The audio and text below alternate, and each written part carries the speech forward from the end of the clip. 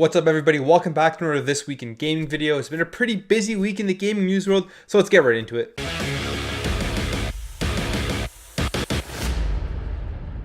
If you've been waiting to play PlayerUnknown's Battleground on your PlayStation 4, then wait may be coming to an end really fast, as it looks like it will be making its way over to the PlayStation 4 in December. Now, a user on the PSN Profiles forum found content IDs for both the North American release and the European release on the PlayStation 4. Now, this makes a lot of sense because I think it was about a month ago, the leak came from the Korean ratings board that PUBG would be coming over to the PlayStation 4, and it looks like it will be officially making its way onto the PlayStation 4 in December. And this is a good thing, I think, because it'll bring over more people to the game who haven't been able to play it yet, and it will bring hopefully crossplay between the Xbox One, the PlayStation 4, and the PC, and that would be really awesome to see. Maybe one day, who knows, we'll see this on the Nintendo Switch, because as we know, this is also on mobile, so it definitely can go onto the Nintendo Switch. So 8BitDo, the company that makes a lot of different accessories, a lot of different interesting, cool accessories, is making a wireless receiver where you can plug in your wired GameCube controller into this receiver and connect via Bluetooth to your Nintendo Switch to use the controller on the Nintendo Switch. Now, the device itself is actually very cool because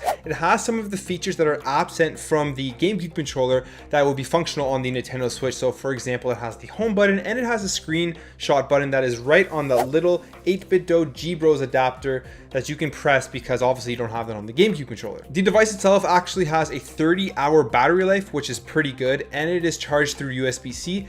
And you can also connect your SNES Classic, your NES Classic, as well as your Wii Classic controller to this device. So for $20, this comes out on December 7th. It is multifunctional. I think it is a very cool, very interesting device to look out for if you're looking to use additional controllers on your Nintendo Switch. Me personally, I'm probably going to be picking this up because I'd much rather have this wireless solution where I can sit back on my couch with my GameCube controller rather than getting the GameCube controller adapter that Nintendo has released, where you have to plug that into your Nintendo Switch and then you have all of these wires going to the Nintendo Switch.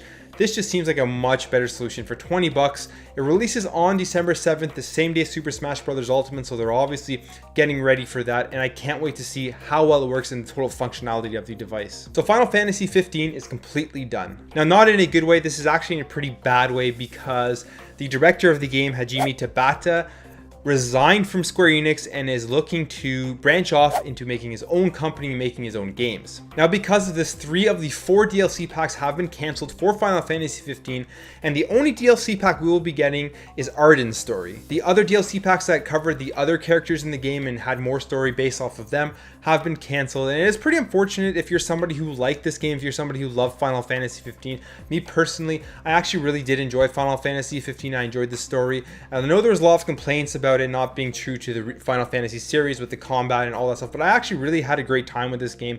So I was kind of looking forward to seeing what these DLC packs are all about. So this is kind of unfortunate for this. On the bright side, who knows what Hajime Tabata is going to create by branching off to his own company and creating his own game. It could be something absolutely amazing. So I am looking forward to seeing what he has in store for us for the future. Let me know in the comments below if you were looking forward to these DLC packs and if you're sad that they've been canceled. Since the release of Red Dead Redemption 2, it's obviously been absolutely amazing, breaking sales records, and it is a very, very incredible game.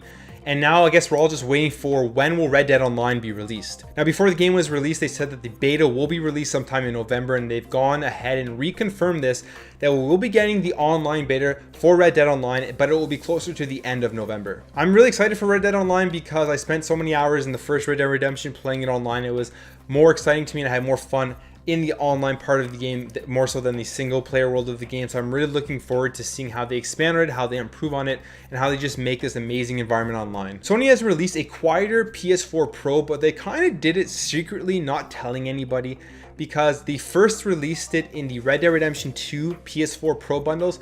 And these PS4 Pros are said to be about 6 to 7 decibels quieter than the original PS4 Pro that was released back in 2016. Now, like I said, they didn't tell anybody. They just put it out there onto the market. And if you're looking for this, if you want to make sure that you're getting the quieter PS4 Pro before you purchase it, make sure to look on the barcode on the box, and it is the CUH7200 model number, not the CUH7100. That would be the more loud PS4 Pro. So make sure you're looking for that model number before you purchase it if you want the quieter PS4 Pro. So in some sad news here, Prima Games, the company that makes strategy guides for many of the games that we play, is shutting down. Now, Prima Games started back in about 1990, and they made strategy guides for so many different games. and it was really vital back then to have these strategy guides if you got stuck in a game and you didn't know how to get through it, because we didn't have the internet. I have tons of these guides. I absolutely love them. They're high quality, they have great pictures. Even if you just have them for the artwork and the pictures in them and just to read, I mean, that alone was fun to have them just for that. But it's sad that they're shutting down. They have 3 locations, one in New York, one in Indianapolis, and one in California. And they're all going to be shutting down, with the last one being in March 2019, which is the one in Indianapolis. Let me know in the comments below if you've had Prima games, strategy guides, if you enjoyed them, and what you think about them shutting down now. The YouTube app has finally made its way over to the Nintendo Switch. You can go right now to the Nintendo eShop and you can download it. Now, personally, I'm not that excited about this because I really think this app should have been on the Nintendo Switch right from the beginning. Like many of the other home consoles out there, like the PS4 and the Xbox One, they have so many different applications. And I know for myself, at least personally, I use the PS4 and the Xbox One as a media center for my TVs. And it would have been cool to be able to have this functionality right out of the box with the Nintendo Switch. But I think we're going to slowly start getting these apps onto the Nintendo Switch. They'll slowly start trickling out like Netflix and Twitch. And hopefully they all get there soon enough, because I really think these should have all been on the console from launch. So that's your news. Like always, guys, thank you so much for watching. I really do appreciate it. If you do enjoy these news videos, I'd really appreciate it if maybe you commented it down below. Let me know what you think about it. And if you shared the video around, just so I can get a little bit more exposure for these videos. But like always, like I said, thank you for watching, and I'll catch you in the next video.